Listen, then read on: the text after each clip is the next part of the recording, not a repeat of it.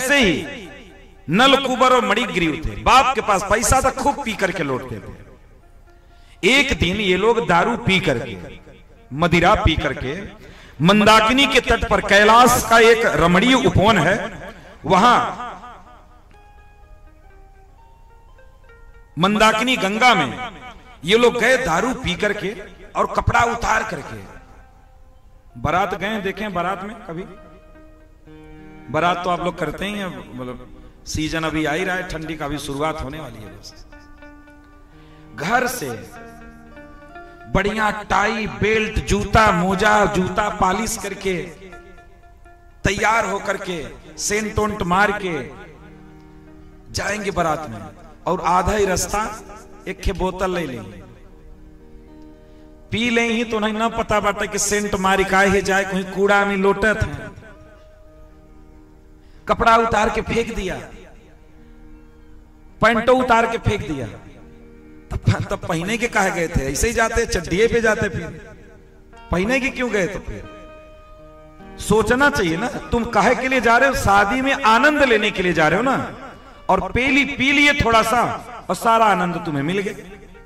न तो तुम रसगुल्ला खा पाए, न कचौड़ी खा पाए, न तो रिश्तेदारों से मिल पाए, न तो कुछ कर पाए, केवल पी करके लौटे रहे।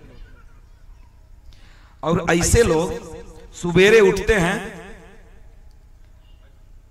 कोई पूछा भैया का भाई मोबाइल रतिया की पता नहीं कहां गायब हो गया, तो बस जूता उतार के दू जूता सवेरे उन्हें प्रसादी में दे चाहे कि मोबाइल हेराई गया था, बारात करने आए। बताइए, ये सब आपके आनंद को बढ़ाता नहीं है, आपके आनंद को, आपकी मान मर्यादा को, आपकी इज्जत को बर्बाद करने वाली चीज है मेरे भाई। सब कुछ आपका चला जाएगा। इसीलिए हम बार बार कहते हैं, ये आपका तन भी ले जा रहा है, मन भी ले जा रहा है, धन भी ले जा रहा है, आपकी इज्जत भी ले जा रहा है, सब कुछ लेकर के जा रहा है। तो ये नल कुबर जो थे, इसलिए भैया शादी विवाह में 10 ही लोगों को बाराती ले जाओ। और हम तो कहते हैं कि कार्ड में सबसे ऊपर मोट अक्षर में लिखवाई दो कि दारू पी करके ना आए, अन्यथा यहां बोंग की व्यवस्था करी गई है आप लोगों के लिए। बढ़िया बड़े अक्षर में लिखवा दीजिए उसको।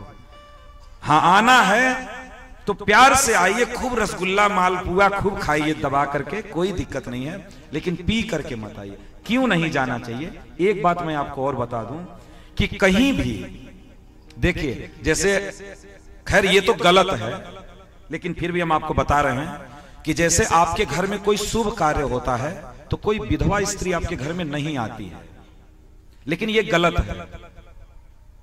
उसके आने से आपके ऊपर कोई असर नहीं पड़ेगा, इसलिए उसको अपमानित नहीं करना चाहिए। अगर कोई स्त्री आ गई, आपने कुछ बोल दिया, तो जानना कि तुम्हारा बेड़ा गर्क हो जाएगा, इसलिए बोलना नहीं है। लेकिन जैसे ये मानते हैं आप ना कि शुभ मुहूर्त में ऐसा नहीं होना चाहिए, वैसे ही विवाह एक बहुत ही शुभ, ऊपर क्या लिखते हैं? शुभ विवाह, यही तो कार्ड में छपवाते हैं। तो ऐसे शुभ कार्य में ई जोन जात हैं कुल इन्हें का बोलो थे इन्हें के, हाँ, दारूबाज, इन्हें पूरा समझ ले, पूरा कलयुग है इन्हें। ये जाकर के आपका शुभ के जगह अशुभ करके चले आते हैं। शुभ कार्य में शुभ हो, इसलिए देवताओं का आह्वान किया जाता है, देवी देवताओं का आह्वान किया जाता है, विंध्याचल काट जाता है। तो विंध्याचल देने के साथ साथ आप इन्हों को देते हैं, तो भैया जब वो आएंगी तो यहू सब जाएंगे, काट दिए हैं तो जाएंगे, इसलिए मत दीजिए। पता चल गया कि ये लोग ऐसे हैं, बिल्कुल मत दीजिए।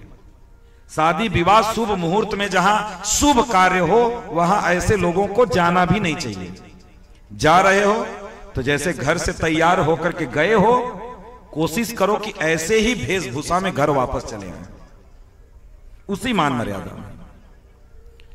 तो इसका हमको ध्यान रखना है। इनकी बात जो हम चर्चा कर रहे थे, इनकी कर लेते हैं। यमला अर्जुन दारू पी करके बड़ी उनको गिलानी हुई, बड़ी मन में पीड़ा हुई कि देखो बड़े घर के बच्चे हैं, हा? इनकी ये दशा है, ये मदिरा पी करके और गंगा जी में कूद करके स्त्रियों के साथ ये ऐसा व्यवहार कर रहे हैं। और इनके तन पे कपड़ा भी नहीं है।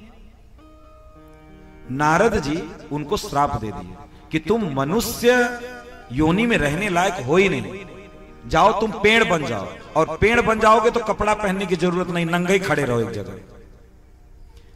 पेड़ कपड़ा नहीं पहनता है। नारद जी श्राप दे दी, और जैसे ही श्राप लगा ना वैसे उनका नशा उतर गई। ये जान लो, अगर कोई दारू पी लिया ओके पैर जोड़े कि तुम्हारी इज्जत मर्यादा उतारा। अगर कोनो दारू पिया है तो वो जूता उतार के 20 जूता मारो पहले, 2 मिनट में नशा उतर जाएगा। अगर हल्का चढ़ा हुई तो तुरंत उतर जाए, और ना तो थोड़ा जोड़ ले हुई तो थोड़ा देर बाद उतर जाए। ऐसे लोगों का पैर मत पकड़ो, उनसे आशीर्वाद मत लो। जितना आशीर्वाद लोगे उतना ही वो सड़ पे चढ़ के तुम्हारा नाचेगा और उतना ही दौड़ेगा तुम्हारे घर में।